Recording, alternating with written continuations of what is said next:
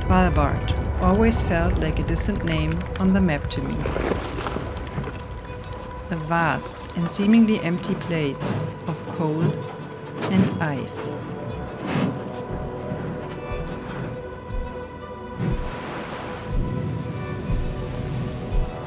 In 2025, we chartered a sailing ship and invited a handful of like-minded friends on an expedition.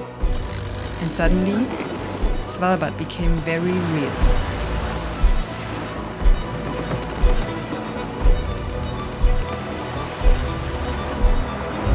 Now it was just us, a small sailboat moving quietly through the Arctic.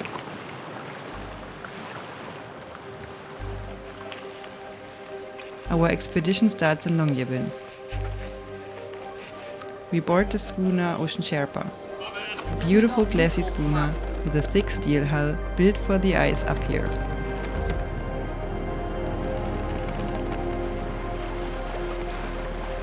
We get familiar with the ship, meet the crew, and soon we are heading straight out into the fjords. Our goal for today lies at the far end of Isfjorden, a branch called Fjorden. As we sail deeper into the fjord, a sense of scale slowly grows. Gentle brownish mountains rise around us, their shapes softened by clouds and distance. Small pieces of ice begin to fill the water, remnants of the glacier at the end of the fjord.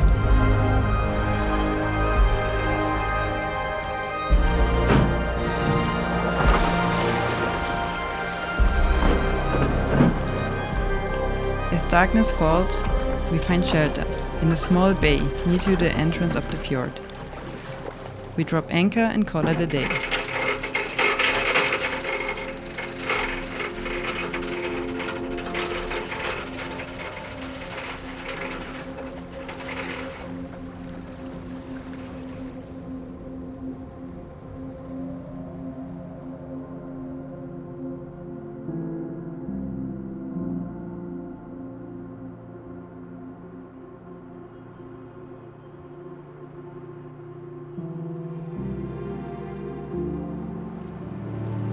Although we are here in the very last days of the midnight sun, the days already feel quite dark when the weather is like this.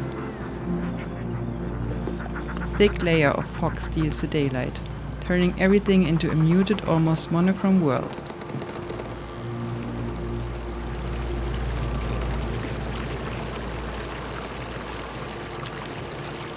We sail out towards the western end of Isfjorden.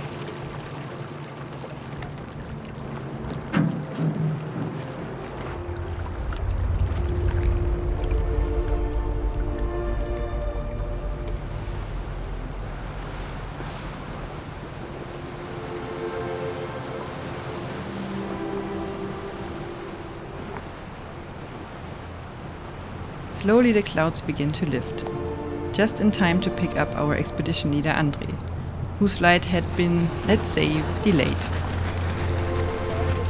Who are you? With everyone now on board, we continue along the southern coastline. Shapes start to appear in the fog. Houses, structures, and the remains of another time. Greenland, a former Soviet mining town established in 1912 and abandoned in 1965. Because Greenland lacked in a suitable harbor, Coles Bay served as its port, once connected by a railway.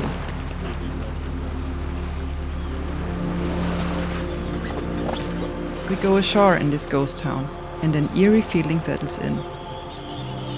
Scattered houses line the bay, slowly being reclaimed by nature. Arctic terns make it very clear that they are now the main residents here.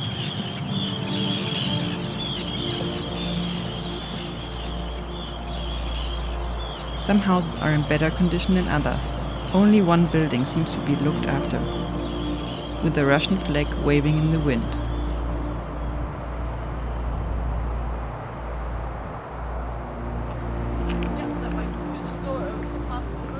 It is strange to imagine that the population peaked at over 1,100 inhabitants in 1955.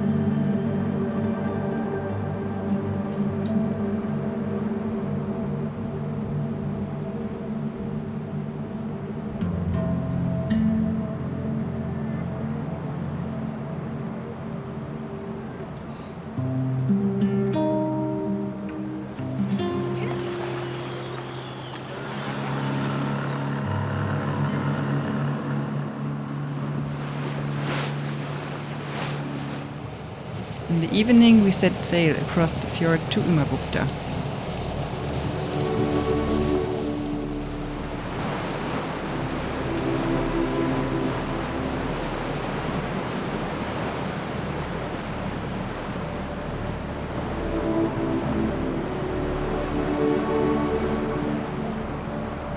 We drop anchor in front of Isfjorden.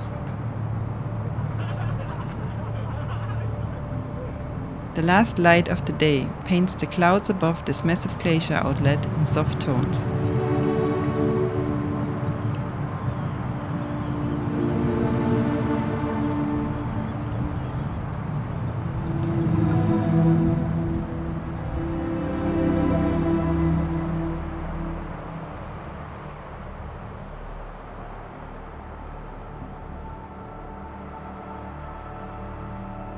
We went here, we basically sailed on the edge of charted and uncharted waters.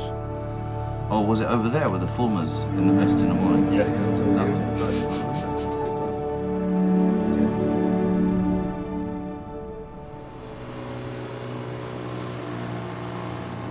The alarm rings early, and soon after getting up we are already in the Zodiac, heading for shore.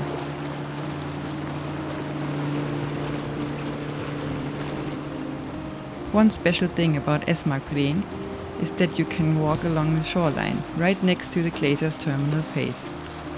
A high towering wall of ice rises above us. Mitnimmt, vor allem was halt von den Seiten auch mit transportiert wird dann an diesem Förderband transportiert und am Ende dort, wo der Gletscher dann halt letztendlich schmilzt, abgelagert und deswegen entstehen dann diese großen Moränen.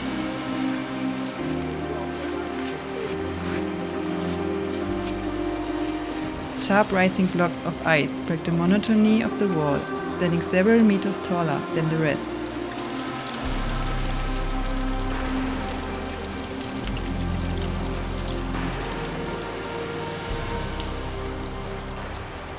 Between them, a shy Arctic fox follows our footprints on the black shore, curious about what we are doing here.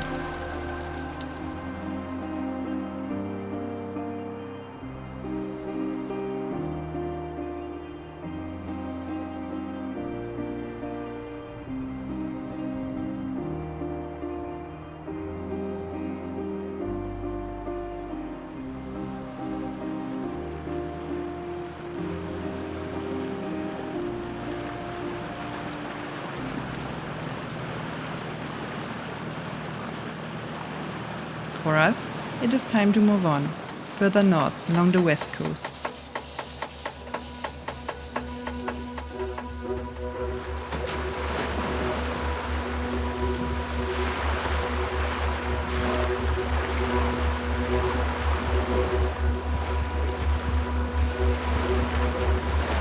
After some time sailing in open water, we approached Polebinden, a low stretch of coastline littered with driftwood and in its point a small colony of walrus.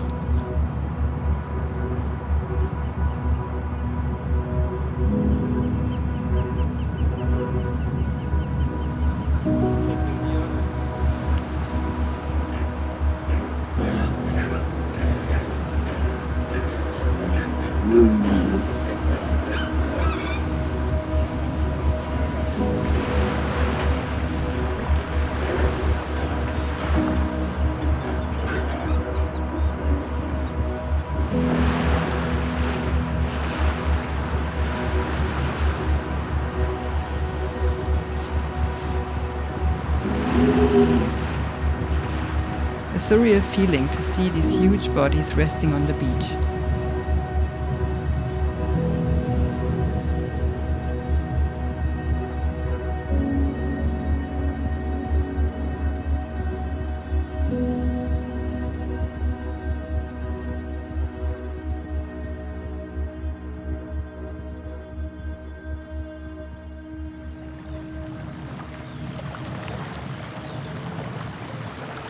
With darkness falling and bad weather on the way, we turn east towards a sheltered bay in front of Dalbreen.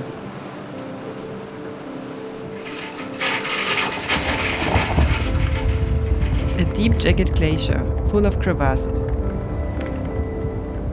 From the air, the true scale of this place becomes visible. A labyrinth of cracks, pillars, and deep blue holes. It is a mesmerizing, almost abstract landscape of ice.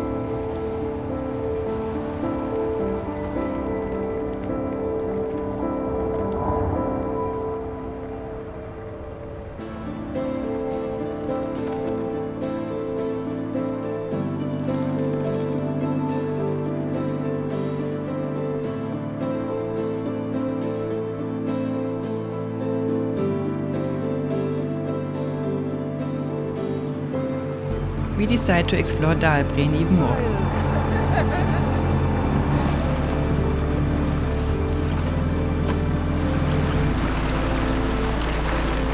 Despite heavy rain, we set out for a landing at the nearby glacier lagoon.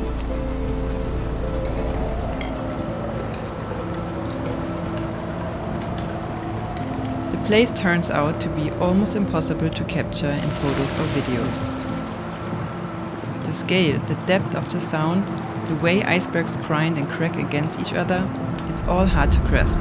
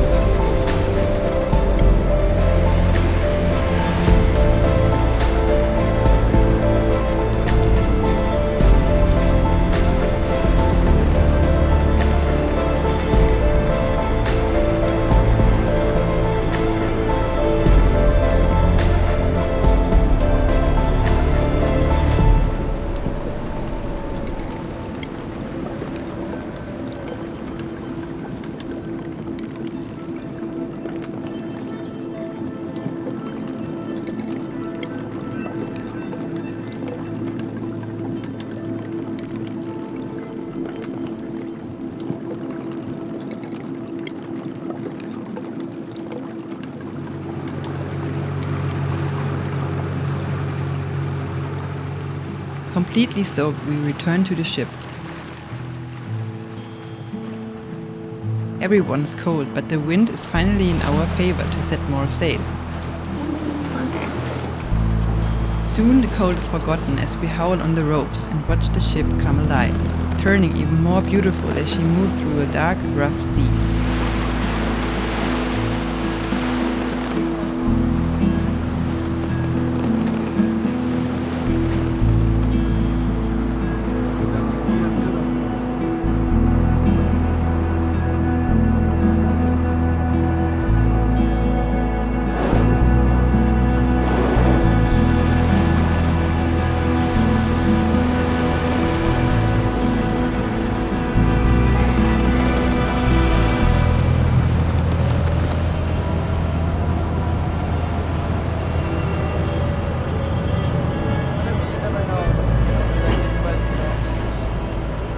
Entering Kongsfjorden, the waves calm down and the first chunks of ice appear again.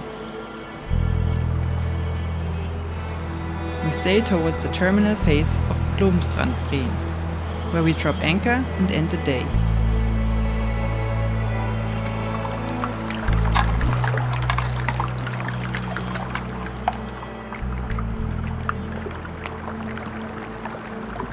Here we reach 79 degrees north, the furthest north I've ever been.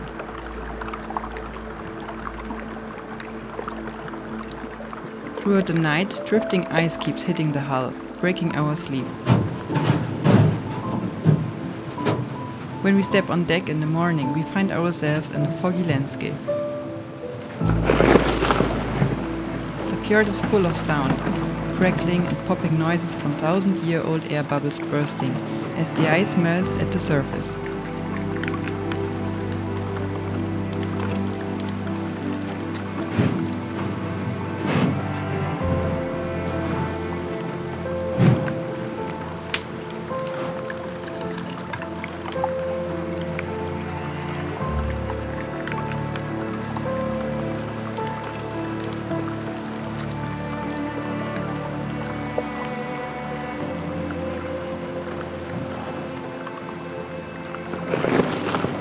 Here fresh water from the glacier mixes with muddy water coming down from the mountains, creating fascinating colors and patterns in the sea.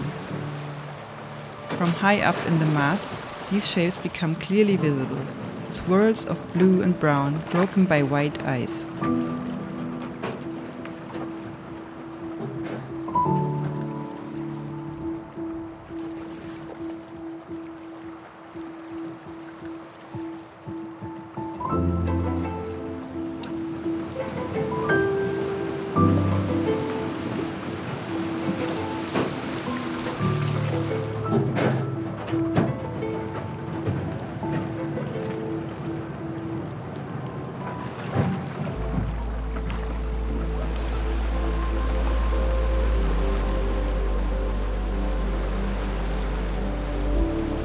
After some time, we spot a first sign of civilization on the horizon, the port of ny-alesund.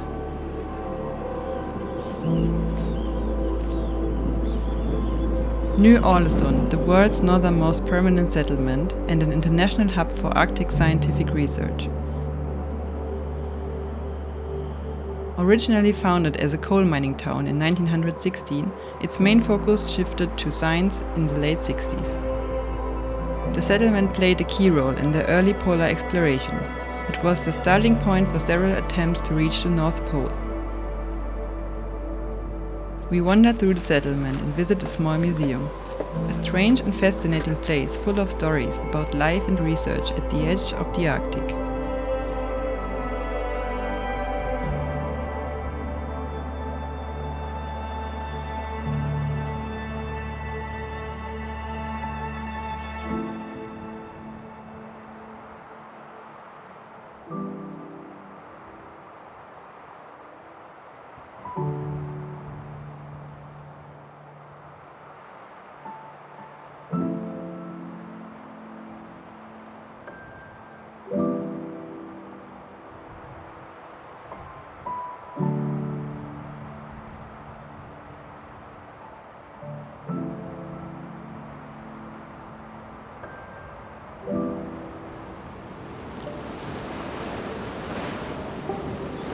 Back on the ship, we head out into the open water again and are greeted by a good swell.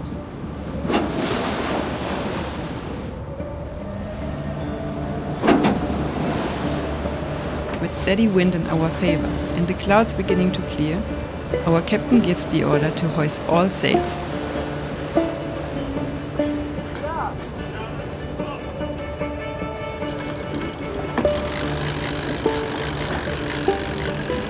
We hang on the ropes as the sails fill with air.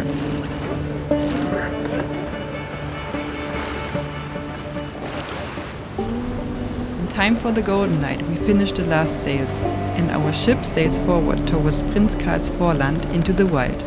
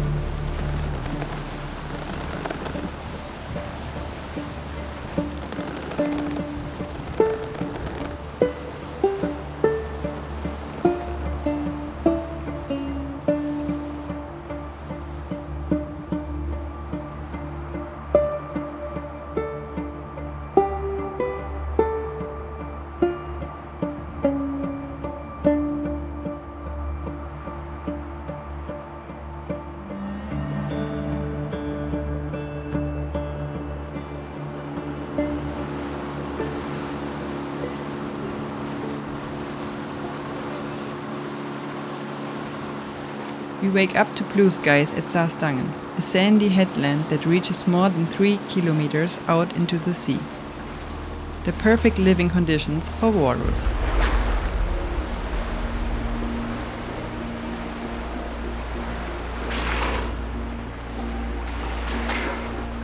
Walruses have lived in Svalbard for centuries, but their population declined heavily due to intense hunting.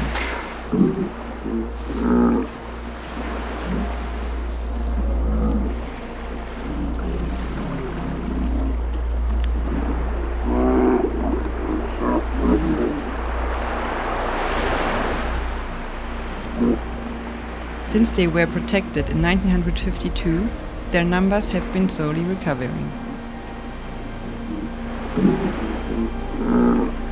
They are social large Arctic marine mammals. Adult males can grow up to 3.5 meters long and weight around 1,500 kilograms. Females are slightly smaller, up to about 2.5 meters and 900 kilograms.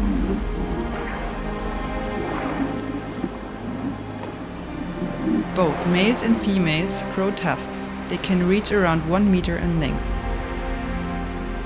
They use them to haul themselves onto ice or land, to defend against predators and to establish social status within the group.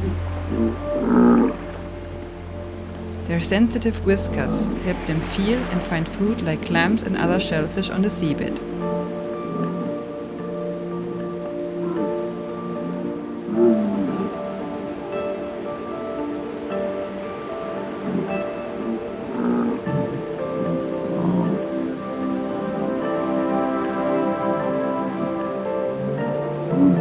It took around 20 million years of evolution for them to develop from seal-like ancestors to the walrus we see today.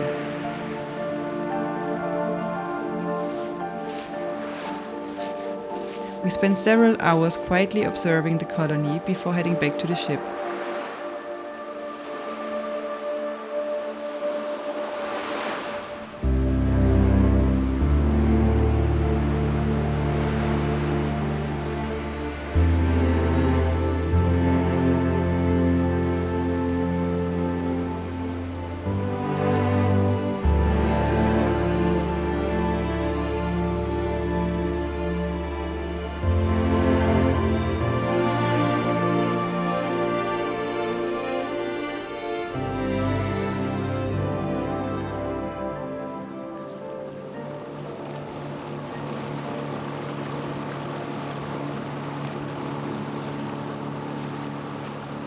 From here we sail towards St. Fjorden. As we enter the fjord, we pass massive glacier fronts, while the water becomes increasingly calm, almost mirror-like.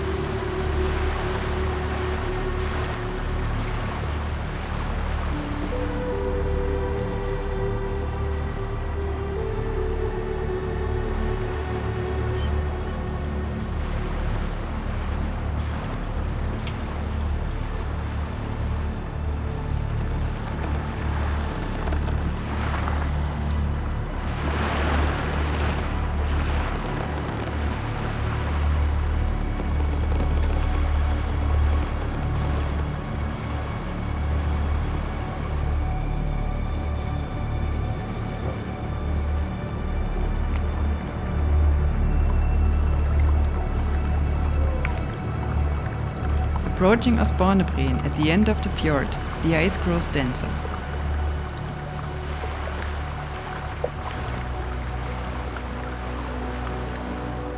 Sediments in the water become visible, and from the drone an unreal view opens up. Blue glacial water mixing with red-brown meltwater from the mountains, with ice chunks scattered everywhere between.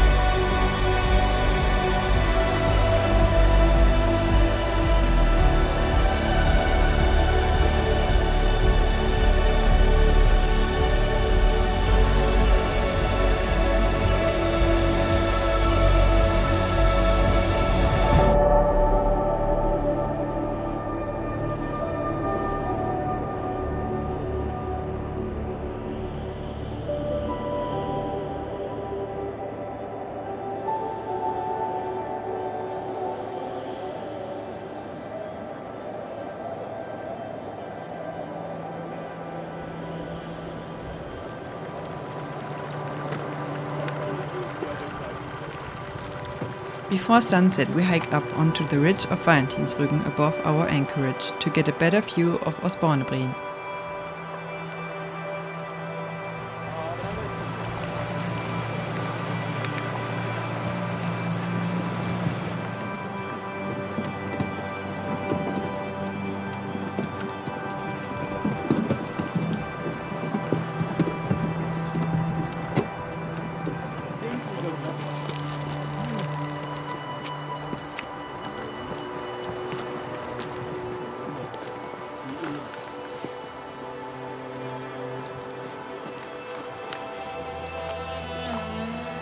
With every step, the panorama opens up more. Our small ship at anchor below us, glaciers in the distance, and endless layers of mountains fading into the horizon.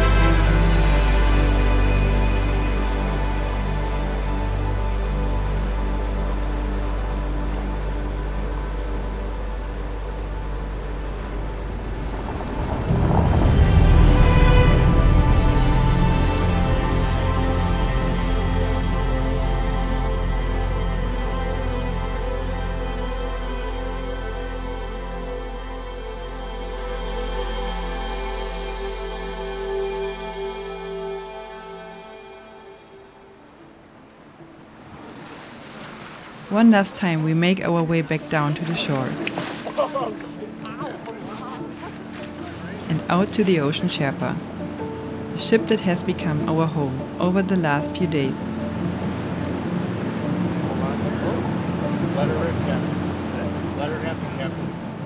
A small familiar world floating in the middle of all this wild open space.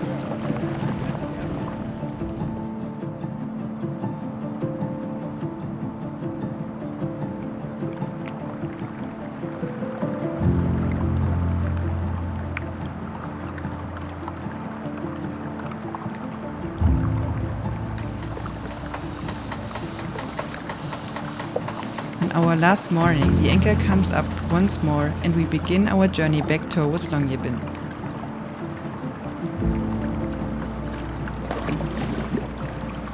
Out here, it's easy to feel small. The ship, the crew, all of us, just a tiny moving dot between mountains, glaciers and the open ocean.